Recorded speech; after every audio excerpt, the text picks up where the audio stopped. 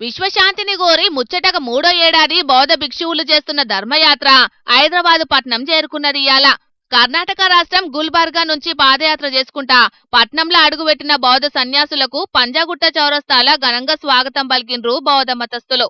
బౌద్ధ సన్యాసులను ఘనంగా సత్కరించిండ్రు. అటెంక అంబేద్కర్ సారు విగ్రహానికి పూలమాలలేసిండ్రు.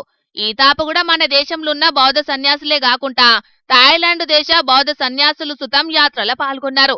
ఇంకా గొప్ప ముచ్చటేందంటే థాయిలాండ్ దేశం నుంచి వచ్చిన బౌద్ధ సన్యాసులు గౌతమ బుద్ధుని అస్థికలు ఎంబడి పట్టుకొనొచ్చిండ్రు. ఈసారి బుద్ధుడు జీవించినాక శాన దిక్కులా ఆయన అస్థికలు భద్రంగా దాచిపెట్టిండ్రని చెప్తుంటారు కదా.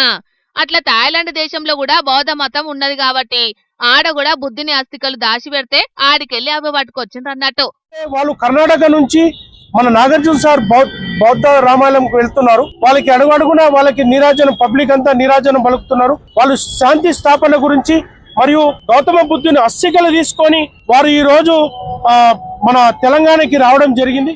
అటెంకా నెక్లెస్ రోడ్ సర్కిల్ కాడున్న అంబేద్కర్ విగ్రహం దగ్గర థాయిలాండ్ భారతీయ బౌద్ధ సన్యాసులతోని మీటింగ్ పెట్టిండ్రు ఉప ముఖ్యమంత్రి భట్టి సారు, కార్మిక శాఖ మంత్రి వివేక్ వెంకటస్వామి సారు. గౌతమ బుద్ధుడు బాబాసాహెబ్ అంబేద్కర్ మార్గంలో సాగుతున్నదట తెలంగాణలో చెయ్యిపాటి పాలన. బుద్ధవనం ప్రాజెక్టును చాలా సీరియస్ గా తీసుకున్నది మా సర్కారు.